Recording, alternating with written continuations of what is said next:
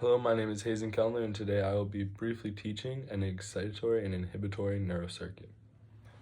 So first, in our initial neuron, we must experience an action potential, and this will in turn cause the release of neurotransmitter. And in this case, the neurotransmitter must have an excitatory response for us to get any sort of response out of our secondary neuron here. So, in this case, it could very likely be glutamate, which is the primary excitatory receptor, or excitatory neurotransmitter in our nervous system.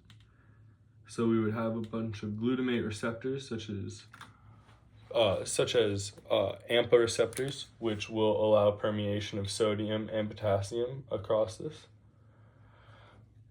And that will in turn cause a postsynaptic excitatory response.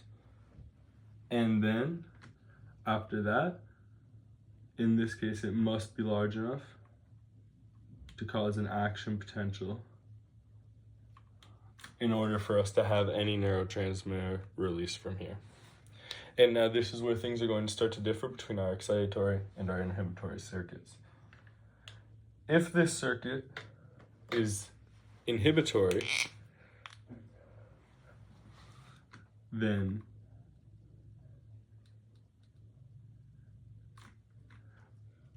a neurotransmitter must be released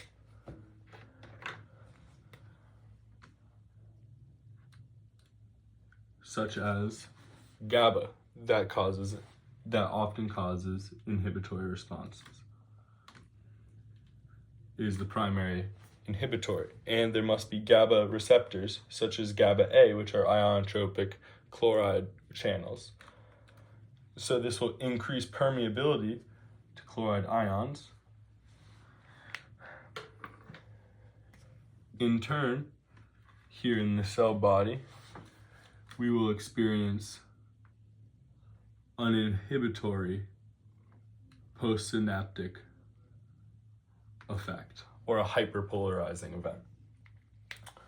This will cause it to go further away from an action potential experience and can negate other potential excitatory responses coming inwards.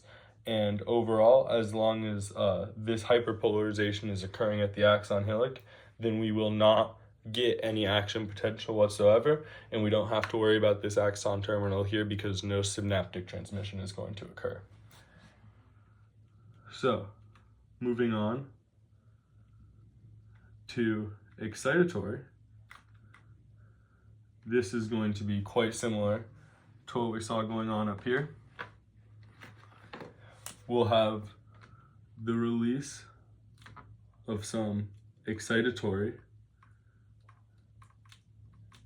typically excitatory neurotransmitter, and we'll have a receptor for that neurotransmitter that causes that excitatory response.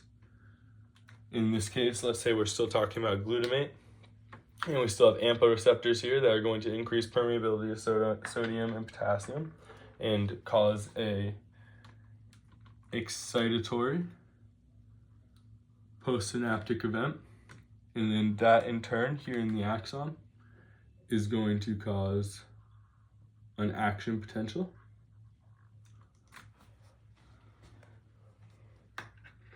That action potential is going to then cause the release of either excitatory or inhibitory, depending on what's happening further down the line here.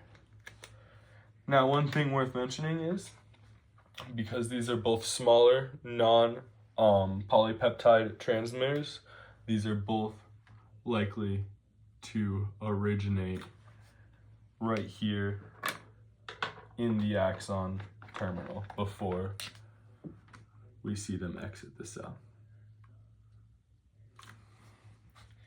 So again, this has been the basics of how excitatory and inhibitory transmission happens between neurons.